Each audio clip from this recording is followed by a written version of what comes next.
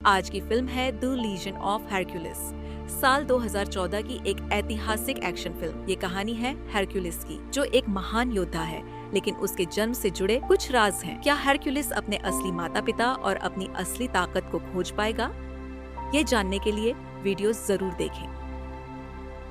तो कहानी की शुरुआत 1200 बीसी के समय को दिखाते हुए होती है, जहां हम राजा एम्फिट्रियन को आर्गोस नाम के राजा से लड़ते हुए देखते हैं। एम्फिट्रियन बहुत ही क्रूर राजा था और अपने आप को शक्तिशाली बनाने के लिए कुछ भी कर सकता था, इसलिए वो आर्गोस को मारकर उसका राज्य छीनना चाहता था। एम्फिट्रियन आर्गोस से शर्त रखता है कि ये युद्ध सिर्फ हम दोनों के बीच होगा, जिसमें कोई भी सिपाही हमारे बीच में नहीं आएगा, और हम दोनों में से जो हारेगा वो अपना पूरा राज्य जीतने वाले राजा को दे देगा। आर्गोस उसकी शर्त मान जाता है और दोनों में लड़ाई होने लगती है, लेकिन आर्गोस इस लड़ाई में हार जाता है और एम्फिट्रियन उसे मारकर उसका पूरा राज्य छीन लेता है। जब एम्फिट्रियन अपने महल में आता है, तब उसकी रानी अल्कमीन उसे समझाती है कि तुम्हें अपनी क्रूरता छोड़कर मासूम लोगों को मारना बंद करना होगा, लेकिन एम्फिट्रियन उसकी बात नहीं सुनता है। इसलिए अल्कमीन रात होने पर एक मंदिर में जाती है और देवी हेरा से विनती करती है कि वो किसी तरह उसके क्रूर पति को रोककर सभी युद्ध खत्म कर दे। ये सुनकर देवी हेरा रानी के सामने आ जाती है और रानी की मदद करने के लिए एक अजीब तरीका बताती हैं। वो कहती हैं कि मेरे पति ज्यूस द्वारा तुम्हें एक बच्चा होगा जो राजा एम्फिट्रियन का अंत करेगा।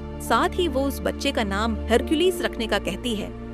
इसी रात ज्यूस अल्कमीन के पास आते हैं और उसके साथ संबंध बनाने लगते हैं, जिस दौरान एम्फिट्रियन वहां आ जाता है, जहां उसे एक अनजान शक्ति महसूस होती है और उसे पता चल जाता है कि वो शक्ति उसकी पत्नी के साथ संबंध बना रही है। इसलिए वो गुस्से में आकर इधर उधर तलवार मारने लगता है, लेकिन उसे कोई भी दिखाई नहीं देता है। तब वो रानी को भला बुरा कहकर उससे उस शक्ति के बारे में पूछता है, लेकिन रानी उसे कोई जवाब नहीं देती है, जिससे एम्फिट्रियन अपने सभी सैनिकों को इकट्ठा करके उस अनजान शक्ति को ढूंढने का कहता है। इसी समय एम्फिट्रियन के पास एक बिजली गिरती है, जिससे उसे लगता है कि अनजान शक्ति कोई और नहीं बल्कि ज्यूस थे। यहाँ से सीन शिफ्ट होता है और 9 महीने बाद का सीन दिखाया जाता है, जहाँ रानी को एक लड़का पैदा हुआ था, पर एम्फिट्रियन बिल्कुल भी खुश नहीं था, क्योंकि वो जानता था कि ये लड़का उसका नहीं है। फिर भी वो उस लड़के को जिंदा छोड़ देता है और उसका नाम एल्साइडस रखता है। साथ ही वो रानी से कहता है कि एल्साइडस अपने बड़े भाई इफिकल्स से कभी भी बराबरी नहीं कर सकेगा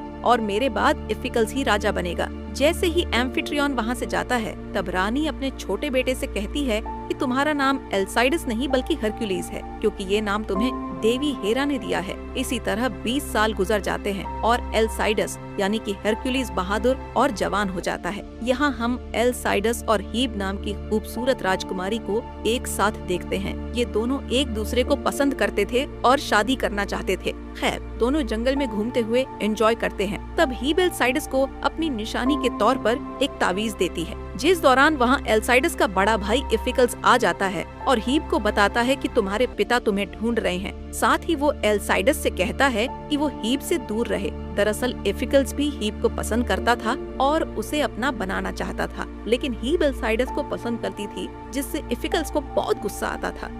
वो हीब को सैनिकों के साथ महल भेज देते हैं, जिसके बाद इफिकल्स अपने भाई एल्साइडस को शिकार करने के लिए जंगल में ले जाता है। तब शिकार ढूंढते ढूंढते उन्हें रात हो जाती है और उनका सामना एक शेर से होता है। शेर को देखकर इफिकल्स बुरी तरह डर जाता है, पर एल्साइडस निडर होकर उस शेर का सामना करता है और उसे अपने मजबूत हाथों से मार डालता है। इसके बाद दोनों भाई महल में आ जाते हैं, जहां इफिकल्स उस शेर की स्किन लेकर अपने पिता के पास जाता है। इफिकल्स दरबार में सबको बताता है कि उसने शेर का शिकार किया है, जबकि एल्साइडस शेर को देखकर भाग गया था। वहीं एल्साइडस चुपचाप बैठकर सारी बातें सुनता है और किसी को सच्चाई नहीं बताता है।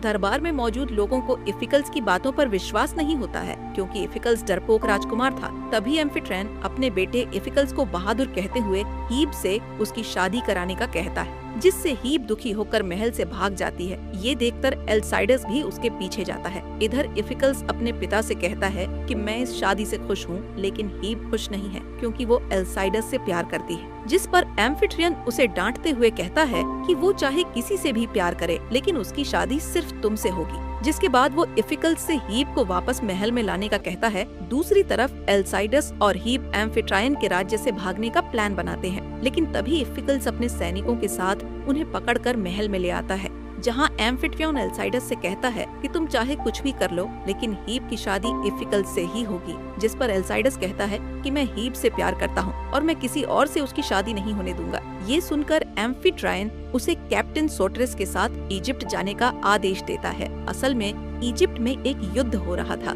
जहां किसी का भी बचकर वापस आना संभव नहीं था। अब क्योंकि एल्साइडस राजा का बेटा नहीं था, इसलिए वो एल्साइडस को इजिप्ट भेज रहा था जिससे युद्ध में उसकी मौत हो जाए। यहाँ इफिकल्स अपने भाई से कहता है कि तुम जब तक यहाँ वापस आओगे तब तक मेरी शादी हीब से हो चुकी होगी। जिस पर एल्साइडस कहता है कि मैं युद्ध जीतकर जल्द ही वापस आऊंगा और हीब से शादी करूंगा। इसके बाद एल्साइडस अपनी माँ से मिलता है, जहाँ उसकी माँ उसे इजिप्ट जाने से रोकती है, पर एल्साइडस हीब को पाने के लिए इजिप्ट जाने का डिसीजन ले चुका था। तब उसकी माँ उसे बताती है कि तुम्हारे असली पिता एम्फिट्रायन नहीं बल्कि भगवान ज्यूस है और तुम्हारा असली नाम हरकुलिस है। उसकी माँ रोते हुए कहती है कि तुम्हारा जन्म एम्फिट्रायन को मारने के लिए हुआ है और अगर तुम्हें कुछ हो गया तो एम्फिट्रायन की क्रूरता कभी खत्म नहीं होगी। पर एल्साइडस उनकी कोई बात नहीं सुनता और हीब के पास आ जाता है। वो हीब से वादा करता है कि वो 3 महीने बाद वापस आकर उससे शादी करेगा। इसके बाद एल्साइडस, कैप्टन सोटिरिस और सैनिक इजिप्ट के लिए निकल जाते हैं। इजिप्ट पहुंचकर वो सभी एक गुफा में रेस्ट करने के लिए रुकते हैं, जहां सोटिरिस और एल्साइडस गुफा के आसपास चेक करने के लिए चले जाते हैं। लेकिन जब वो वापस आते हैं तो उन्हें अपने सैनिकों की लाश मिलती है। इसलिए सोटिरिस बचे हुए सैनिकों को गुफा से बाहर ले जाने की कोशिश करता है। असल में उन पर दुश्मनों ने हमला कर दिया था और उन्हें चारों तरफ से घेर लिया था। सोटिरिस के पास युद्ध करने के अलावा अब दूसरा कोई रास्ता नहीं था, इसलिए वो अपने दुश्मनों से लड़ने लगते हैं, जिसमें सोटिरिस के सभी सैनिक मारे जाते हैं और सिर्फ एल्साइडस और सोटिरिस ही जिंदा होते हैं। तभी दुश्मनों के कैप्टन को जमीन पर एल्साइडस का हेलमेट दिखता है, इसलिए वो सोटिरिस से पूछता है कि इन लोगों में से एल्साइडस कौन है। जिस पर सोटिरिस उससे झूठ बोलता है कि एल्साइडस मर चुका है और उसकी बॉडी सैनिकों की बॉडी के बीच पड़ी हुई है। ये सुनकर कैप्टन अपने सिपाही से कहता है कि जाओ राजा, एम्फिट्रियन को बता दो कि हमने एल्साइडस को मारकर अपना वादा पूरा कर दिया है। वहीं एल्साइडस ये सब बातें सुनकर समझ जाता है कि उसके पिता ने उसे मरवाने के लिए ये हमला करवाया था। खैर, अब सब जगह खबर फैल जाती है कि एल्साइडस मर गया है। इस खबर से एल्साइडस की माँ बहुत दुखी होती है, जबकि एम्फिट्रियन और इफिकल्स बहुत खुश होते हैं। यहाँ कैप्टन जब एल्साइडस और सोटिरिस को मारने वाला होता है, तब एल्साइडस उससे कहता है कि हमें मारकर तुम्हें कोई फायदा नहीं होगा, इसलिए तुम हमें जिंदा छोड़ दो और किसी को बेच दो जिससे तुम्हें पैसों का फायदा होगा। उस कैप्टन को एल्साइडस की बात अच्छी लगती है और वो उसका नाम पूछता है, जिस पर एल्साइडस उसे अपना नाम हरकुलिस बताता है। अब दोनों को ऐसी जगह पर बेंचा जाता है जहाँ लोगों पर पैसे लगाकर उन्हें आपस में लड़वाया जाता था। यहाँ सोटिरिस दुखी होकर हरकुलिस से कहता है कि ये जगह बहुत खतरनाक है, इससे अच्छा तो हमें मार दिया जाता। जिस पर हरकुलिस उससे वादा करता है कि वो जल्द ही उसे यहाँ से बाहर निकाल देगा। इसके बाद उन दोनों को एक शिप से अनजान जगह पर ले जाया जाता है, जहाँ सबसे पहले सोटिरिस को फाइट करने के लिए चुना जाता है। सोटिरिस शुरुआत में काफी मार खाता है, लेकिन बाद में वो उस आदमी को मारकर हरा देता है। अब हरकुलिस को फाइट करने के लिए बुलाया जाता है, जहाँ हरकुलिस अपनी स्किल्स से फाइटर को हरा देता है, जिससे सभी लोग हरकुलिस को चीयर अप करते हैं। दूसरी तरफ हम रानी अल्कमीन को मंदिर में देखते हैं, जहाँ एम्फिट्रियन भी आ जाता है और रानी से एल्साइडस के असली पिता के बारे में पूछता है, जिस पर रानी चालाकी से चाकू उठाती है और अपने पति से कहती है कि एल्साइडस को किसी मकसद के लिए पैदा किया था, पर अब एल्साइडस जिंदा नहीं है, इसलिए मैं उस मकसद को पूरा करूंगी।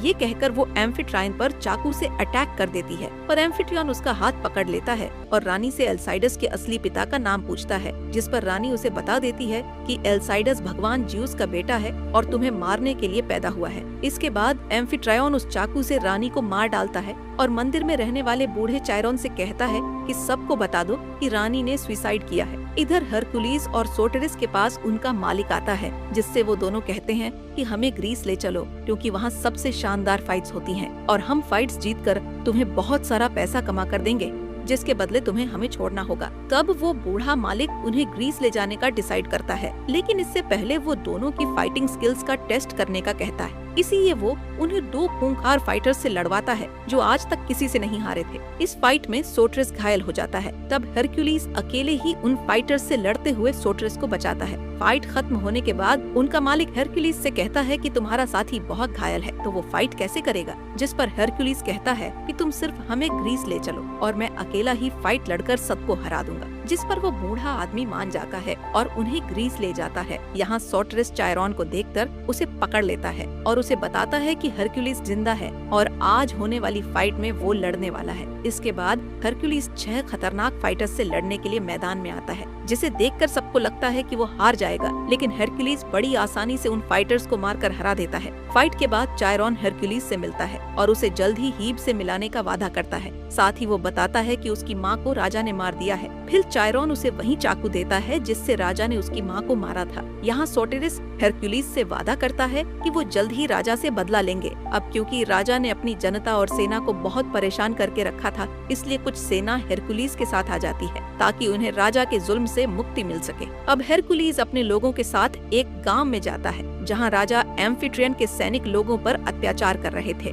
इसलिए हरक्यूलिस सभी सैनिकों को मारता है और राजा को मैसेज भेजता है कि अब राजा को जनता पर जुल्म करना बंद करना होगा। इससे सभी गांव वाले हरक्यूलिस को भगवान का बेटा मानने लगते हैं, क्योंकि इससे पहले किसी ने उन्हें नहीं बचाया था। राजा के सिपाही उसे मैसेज देते हैं कि सोटिरिस जिंदा है और उसके साथ हरक्यूलिस नाम का खतरनाक योद्धा है। दरअसल राजा को नहीं पता था कि एल्साइडस ही हरक्यूलिस है। खैर, राजा सभी सैनिकों से सोटिरिस और हरक्यूलिस को कैदी बनाने का आदेश देता है। इधर सोटिरिस और हरक्यूलिस एक खाली घर में जाते हैं जहां उन्हें देवी हेरा मिलती है। हेरा हरक्यूलिस को बताती हैं कि तुम्हारा जन्म एक महान काम करने के लिए हुआ है जो तुम्हें तुम्हारे प्यार से दूर कर सकता है। इसके बाद हेरा उससे कहती है कि तुम्हें अपने पिता ज्यूस को एक्सेप्ट करना होगा, जिससे वो तुम्हें शक्ति देंगे और तुम राजा को आसानी से मार सकोगे। जिस पर हरक्यूलिस कहता है कि अगर ज्यूस मेरे पिता हैं, तो उन्होंने मेरी माँ की रक्षा क्यों नहीं की और लोगों को अत्याचार से क्यों नहीं बचाया। तब हेरा उसे ज्यूस पर भरोसा रखने के अलावा कुछ नहीं कहती है। दूसरी ओर इफिकल्स को देखते हैं जो हीब से कहता है कि तुम चाहो या ना चाहो हमारी शादी जरूर होगी। इस बात से दुखी होकर हीब सुसाइड करने के लिए महल से कूदने लगती है, पर तभी चायरॉन वहां आकर उसे बचा लेता है और उसे बता देता है कि राजा जिस हरक्यूलिस से परेशान है वो कोई और नहीं बल्कि एल्साइडस है। अगले दिन हीब हरक्यूलिस से मिलने जाती है और दोनों एक दूसरे को देखकर बहुत खुश होते हैं। यहाँ हरक्यूलिस हीब से वादा करता है कि वो एम्फिट्राइन को मारकर उससे शादी करेगा। यहाँ एम्फिट्राइन इजिप्ट के उस कैप्टन को बुलाता है जिसे उसने एल्साइडस को मारने भेजा था। राजा उससे पूछता है कि तुमने सोटिरिस को क्यों नहीं मारा और उसके साथ हरक्यूलिस नाम का योद्धा कौन है, जिस पर कैप्टन राजा से वादा करता है कि वो सब कुछ ठीक कर देगा और हरक्यूलिस को मार डालेगा। यहाँ सोटिरिस अपने घर जाता है तो उसे वहाँ इफिकल्स और इजिप्ट के सैनिक मिलते हैं जिन्होंने उसकी पत्नी को मार दिया था और अब वो उसके बेटे को मारने की धमकी देकर हरक्यूलिस का पता पूछते हैं। तब सोटिरिस मजबूर होकर उन्हें हरक्यूलिस का पता बता देता है। जब इफिकल्स हरक्यूलिस के पास जाता है तो उसे पता चलता है कि उसका भाई ही हरक्यूलिस है, इसीलिए वो हीब को बंदी बना लेता है ताकि हरक्यूलिस उस पर हमला न कर सके। इसके बाद हरक्यूलिस को चौराहे पर ले जाकर जंजीरों से बांध दिया जाता है। यहाँ उसे कोड़े मारकर बुरी तरह पीटा जाता है। तभी एम्फिट्रियन लोगों से कहता है कि अगर ये ज्यूस का बेटा होता तो अपनी जान बचा सकता था,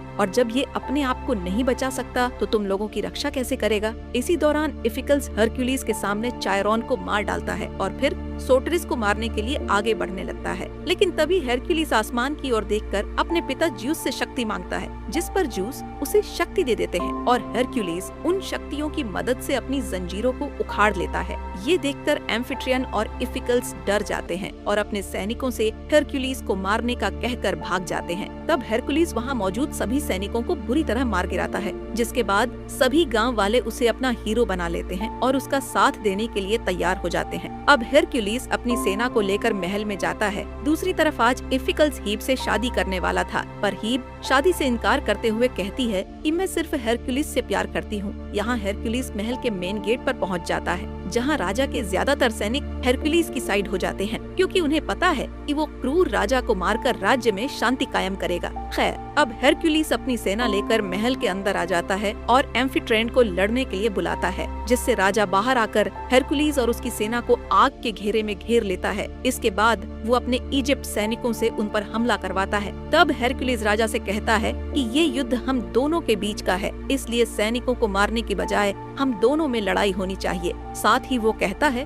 कि जो इस लड़ाई को जीतेगा वो इस राज्य का राजा बनेगा। लेकिन एम्फिट्रेन जानता था कि वो हेरकुलिस से लड़कर हार सकता है। इसलिए वो हेरकुलिस की बात नहीं मानता और अपनी सेना से उस पर हमला करवा देता है, जिससे हेरकुलिस अपनी तलवार को आसमान की तरफ करता है और भगवान ज्यूस उसकी तलवार को एक शक्ति देते हैं, जिससे वो अपने सभी दुश्मनों को बुरी तरह मार गिराता है। ये देखकर एम्फिट्रायन वहाँ से भाग जाता है, जिसे भागता देख हेरकुलिस भी उसका पीछा करता है और उस पर हमला कर देता है। अब दोनों के बीच खतरनाक लड़ाई होती है, जिसमें राजा हेरकुलिस पर हावी होकर उसे मारने लगता है, पर कुछ देर के बाद हेरकुलिस राजा को बुरी तरह मारता है और उसे जान से मारने ही वाला होता है कि तभी वहाँ इफिकल्स आ जाता है, जो हीप के गले पर खंजर रखकर हेरकुलिस से राजा को छोड़ने का कहता है। अब क्योंकि हीप जानती थी कि हेरकुलिस उसके लिए कुछ भी कर सकता है, इसलिए वो इफिकल्स के हाथ में रखे खंजर को अपने सीने में घुसा लेती है। वो खंजर उसकी बॉडी के आर पार होकर इफिकल्स को लग जाता है, जिससे इफिकल्स की भी मौत हो जाती है। कीब को मरता देख